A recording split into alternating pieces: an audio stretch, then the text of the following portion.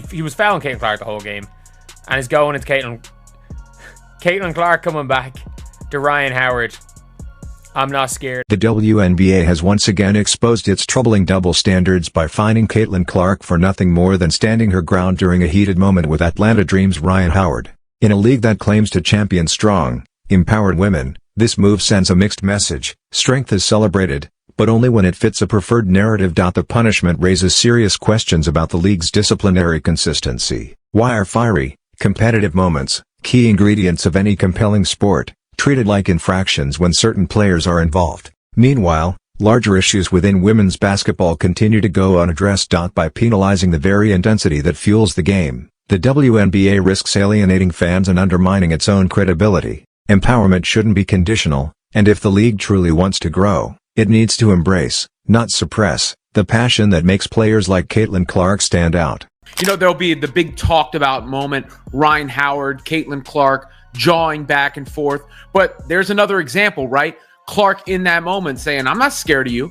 You know, I'm not afraid. Then giving her a sarcastic. Tensions ran high as the Indiana Fever stepped onto the court for their revenge matchup against the Atlanta Dream, just 2 days after suffering a stinging defeat. Thursday night's showdown at State Farm Arena wasn't just another game. It was personal. With 17,004 passionate fans packing the stands, many there to witness Caitlin Clark in action. The energy was electric from the opening tip. Fueled by emotion and a hunger for redemption, both teams battled with intensity, knowing the spotlight was firmly on them. This wasn't just about evening the series. It was about pride, momentum, and sending a message. What unfolded was a night full of grit, drama, and unforgettable moments. A perfect storm of passion and high-stakes basketball. The world, what was that about, man?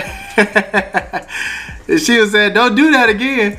But I'm trying to figure out why she gets so mad. I guess because of the push right there.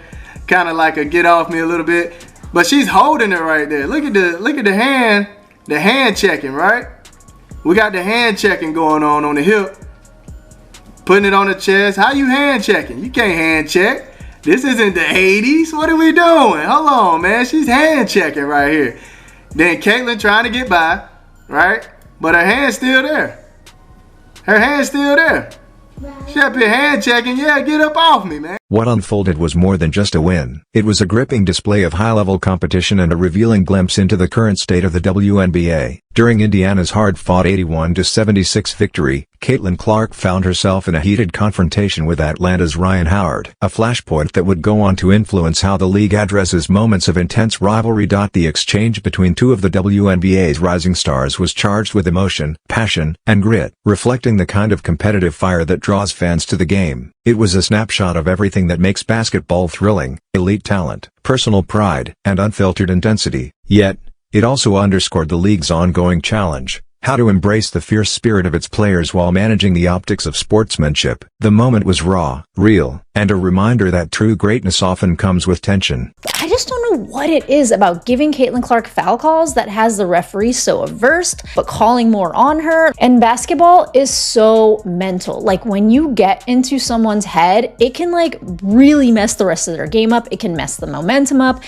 Howard, determined to assert her dominance and possibly rattle the league's most talked about rookie, initiated a level of physical and emotional confrontation that pushed the typical boundaries of on-court rivalry. But instead of backing down or looking to the officials for support, Caitlin Clark stood her ground, calm, composed, and completely unfazed. In a defining moment that captured the essence of elite competition, Clark met Howard's stare with unwavering poise and responded with a line that instantly echoed across the arena: "I'm not scared of you." It wasn't just a clapback. It was a statement. That brief but powerful exchange encapsulated Clark's fearless mentality and unshakable competitive drive. It wasn't about showboating or theatrics. It was about resilience. In that moment, Clark didn't just defend herself. She solidified her presence as a force who refuses to be intimidated, no matter the stage or the stakes.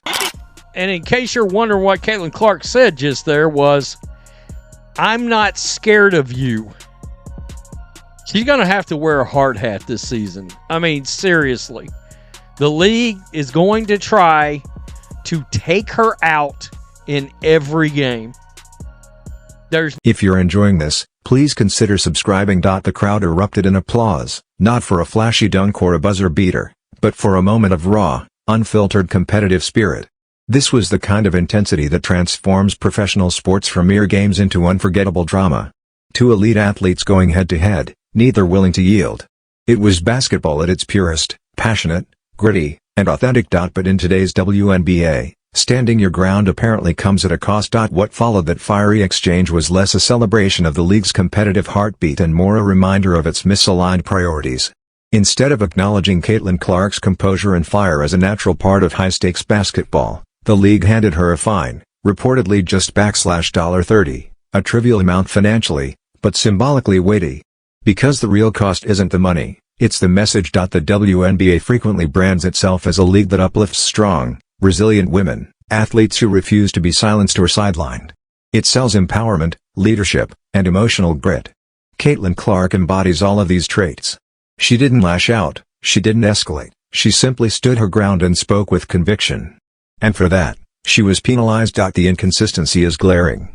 When the league's messaging celebrates empowerment but its actions suppress expressions of strength and resolve, what does it truly value? Clark's fine wasn't just a disciplinary action, it was a signal that assertive, passionate play comes with strings attached. And in doing so, the WNBA may be discouraging the very spirit that could elevate it. I did really enjoy seeing the return of Trash Talk Caitlin Clark, because sometimes people forget, like, it's a fun little extra add-on of her game. She and Rhyne Howard got into it a bit early, where Rhyne Howard was like, "You're in Atlanta," and Caitlin was like, "I'm." The timing of this punishment speaks volumes. Throughout the season, Caitlin Clark has been the target of increasingly aggressive play, more often aimed at testing her resolve than actually playing clean basketball. From Angel Reese's ongoing social media jabs to the physical hits and in-game confrontations, Clark has handled it all with notable professionalism and restraint. She's kept her focus, avoided theatrics, and let her game do the talking. But the moment she finally responds verbally, choosing words over retaliation, the WNBA draws a hard line and reaches for the rule book. A simple, direct statement like "I'm not scared of you" in the heat of competition is treated as a transgression. This selective enforcement sets a troubling precedent. The league has been largely silent while months of veiled insults, cryptic posts, and media-fueled tensions have played out with no official consequences. Players can spend an entire season engaging in backhanded behavior, stirring controversy online, and strategically undermining opponents, and that's apparently fine. But when one player meets confrontational energy head-on with a measured verbal response, that's when the league steps in. It's a glaring double standard. And it sends the wrong message, not just to Clark, but to all athletes. If you're subtle and indirect, you're safe. But if you speak plainly in the moment, even without escalation, you're at risk of penalty. In a league that claims to champion authenticity, strength, and empowerment, this inconsistency undermines the credibility of that message. It raises real concerns about how the WNBA chooses to define and discipline competitive intensity. Now fans are petitioning for the All-Star game to not be held in Indiana because it's clearly not safe. There's a petition for Dave Portnoy to never be able to attend WNBA games. There is a petition for Caitlin Clark to be arrested. I'm not joking when I say this. Arrested. This is something that has also gone viral on social media. And I'm only bringing this up because the WNBA pays attention to what's going on social media. So if they're paying attention to it, I'm following what the league is saying. Like what the precedents that the league is setting, I'm following that because I'm covering the league. If they're going to pay attention to viral things on social media, I guess we have. The most troubling part of this situation isn't the fine itself, it's what the fine represents within the broader framework of WNBA discipline and leadership. Time and again, the league has shown a pattern of inconsistent enforcement, where consequences appear to depend more on who is involved than on what actually occurred. This has created a kind of two-tier justice system, one that undermines the league's integrity and muddies the standards of acceptable conduct. Take the recent confrontation between Caitlin Clark and Rhyne Howard.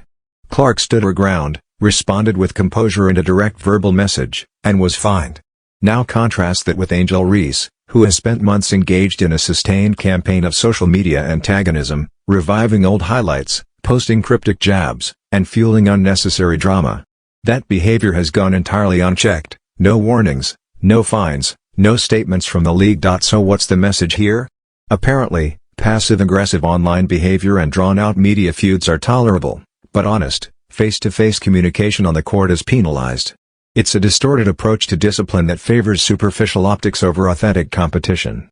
Instead of encouraging players to hash out their rivalries in the arena, the WNBA seems to prefer performative calmness, where everyone smiles for the camera while resentment and controversy brew behind the scenes. It prioritizes control over conflict resolution, image over intensity, and curated narratives over genuine emotion. This not only sends the wrong message to the players, it diminishes the spirit of the sport. Basketball is built on passion, grit, and confrontation. Penalizing those traits when expressed in a professional and non-violent way doesn't protect the league's image, it weakens its competitive foundation. Until the WNBA begins holding all players to the same standard, and stops reacting based on narrative rather than principle, its commitment to fairness and professionalism will remain in question. I'm not scared of you. With that, and that's competing. That's good basketball. That's fine. Howard wanted the challenge. I loved it. I love that. You just can't let, people play Clark like they're bumping her at the line of scrimmage and not call a foul. You got to call those fouls. Get them in foul trouble. But that's why Stephanie White wants to get her off the ball some, too. I've seen a lot of fans complain about that. That's one of the reasons, to free her up from that.